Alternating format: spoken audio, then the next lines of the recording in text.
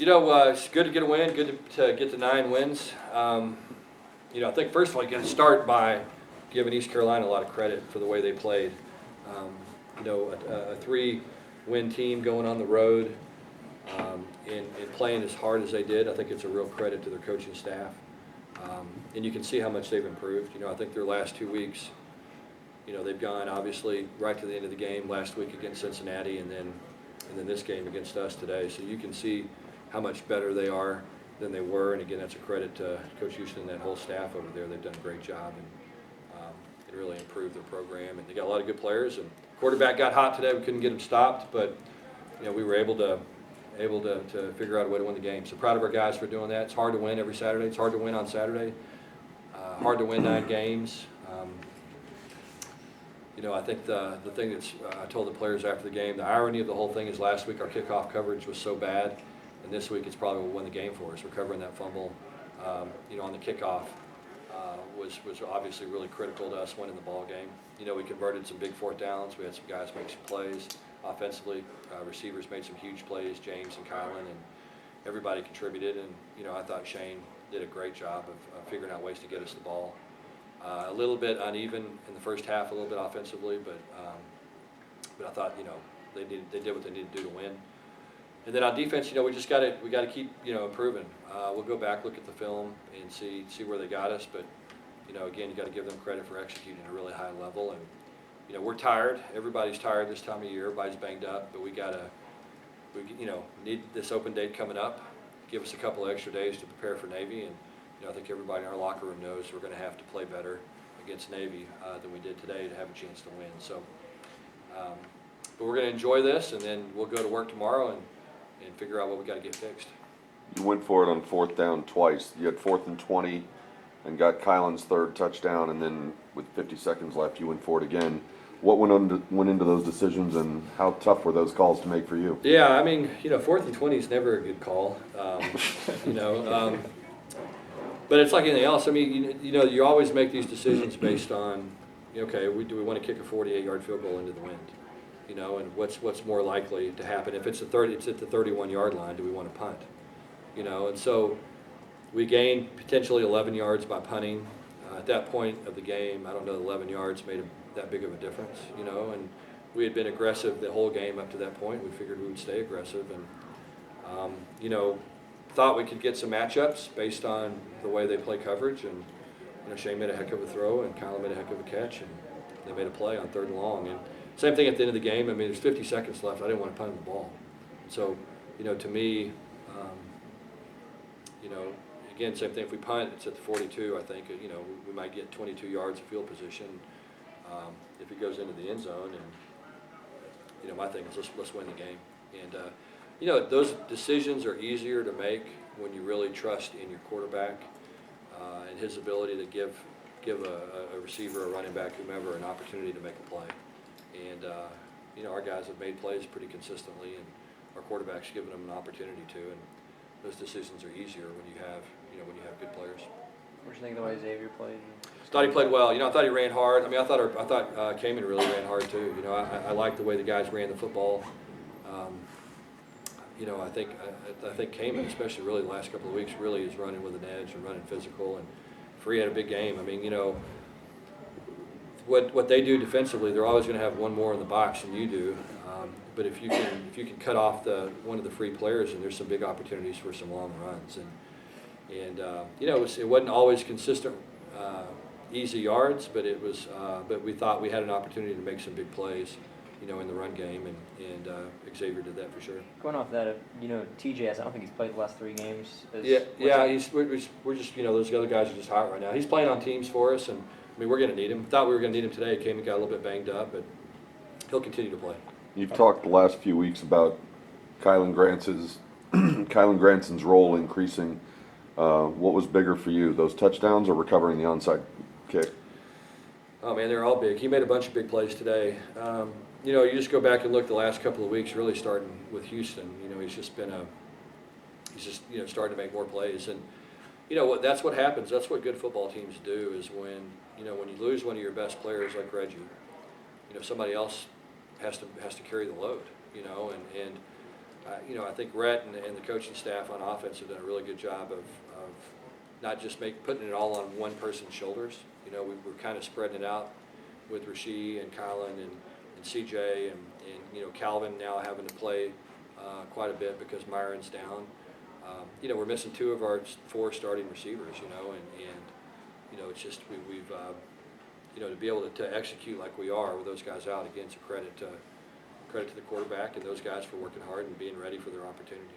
What do you tell your defense after a game like this? You get the win, but Yeah. I mean, we got to look at the film and see what we got to improve on. You know what I mean? And anytime that you give up however many yards we gave up passing, it all starts with the other team's ability to throw it. You know what I mean? And the quarterback, he throws a really good ball, and they got some guys that can go get it. And so, it's like with us on offense when we go out and throw for 450. A lot of that has to do with the offensive players, not just the defensive guys. And so, we got to play better. We know that. I'm glad we don't have to play these guys again, because they do. Their quarterback was really hot last week against Cincinnati. They scored over 40 against, I think 43 points last week against one of the best defenses in the league. I think a top 20 defense nationally. And so they're hot right now. They're playing good. Quarterback's playing with a lot of confidence, and they got some guys that can make some plays. So we got to. We clearly got to get better. There's a lot of things we got to improve on. The thing that sticks out to me is we got to tackle better. Just last couple of weeks in the open field, we haven't tackled as well as we need to. We look a little tired and a little sluggish defensively. We've played a lot of plays, so we got to get rested up and improve and get better and spend some time working on fundamentals. Because when you play a triple option team, the most important thing is tackling. You got to tackle. If you don't tackle, it's going to be a long night. So we got to do a good job of getting that fixed. How did you think you all handled the week, you all players and coaches coming off that loss in Memphis? I thought we just kept working. I really did. I didn't. We came in Sunday, and I was concerned just because, it was a late travel. It was losing the first game of the season. All the stuff that's associated with that. But then our guys showed up on Sunday and had the exact frame of mind we wanted them to have. And so, once that happened, then we felt like we practiced well this week. We didn't have to beg them to practice. They showed up and handled their business and worked hard and felt like we had a really good week of practice. And so I'm surprised we didn't play better defensively, based on the way we practiced this week. But again, you got to give East Carolina credit. James Prochet now has if I'm not mistaken, the career record for receiving touchdowns and consecutive games with a receiving touchdown. How does he compare to some of the better receivers you've had? Well, the funny thing when you start looking and comparing guys, they're all different. It's a little bit like quarterbacks. We've had good quarterbacks and good receivers, been fortunate to have a lot of those guys, and they're all just different. And James is really different. I think his ability to catch the ball in traffic is about as good as anybody I've ever seen. He plays fast. He understands the game. He's got really good hands. He's got great body control. He's different than some of the guys that I've had. I think he's pretty unique in what he does, skill set wise. I think he is really on the same page with Shane. Those two guys just seem to understand what the other one's thinking.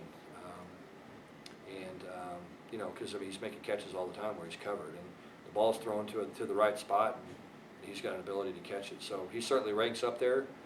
Because I think the people get caught up in all the measurables and all that stuff, but football is about performing. And one thing that is on Saturdays, James Prochet is going to show up and he's going to perform at a high level and he's going to compete hard, and that's about the biggest compliment you can give a football player. Kind of on the same note, Xavier surpasses Eric Dickerson for total touchdowns in the season. What can you say about him? Well, I wish I'd have known that. I saw Eric in the locker room. I would have given him a hard time about that. I'm just kidding. It just shows you he's been a good player. He's had a great career.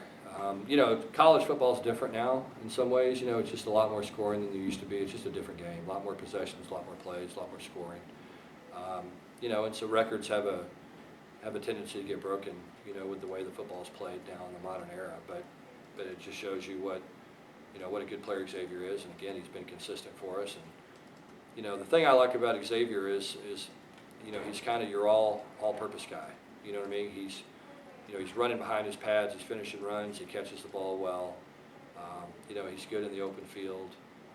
He runs tough and finishes runs. So he's just one of those guys that, you know, and I think he gets better. You know what I mean? I think he's into his senior year, but he keeps improving and getting better, and so he's really performing at a high level for us. When you have guys like Eric Dickerson and Harvey Armstrong and more recently Cortland Sutton yeah. and people like that, does that do anything for the players Sure does. in the Sure course does. of the I mean, game? you know, those guys all want to. I mean, look, I wanted to be Eric Dickerson growing up, you know, and so it's a pretty neat deal. I mean, just, you know, it gives you a lot of pride in your school and your university and who you're representing, and you just appreciate them supporting us and you know, caring. And you know, all those guys love SMU, and they all had a great experience here, and it's pretty cool for our players to, you know, hopefully they'll come back someday, and we'll look back at this year and we'll finish the right way, and they'll look back and say, well, you know, what a special year. And so that's what you're aiming for, is for, you know, to feel good about coming back because you invested a lot, and, you know, you paid a lot in, and our players are doing that. And, you know, the more games we win, then the more fun they'll have coming back. So Reggie and the crutches and boot Yeah, and all that. yeah. I mean, when you say he could come back this year, are you referring more possibly to a bowl game? Yeah, more than likely. You know, so he's got an injury that, you know, sometimes you guys recover from it quickly and other times they don't. I think he's probably a little ahead of schedule, honestly. You know, the funny thing about a boot is, I mean, we have guys all the time that are in a boot on Friday and play a full game on Saturday. So, you know, we'll see. I would imagine he won't play against Navy, but, you know, there's a possibility he might. So, you know, we'll kind of see just how he's doing.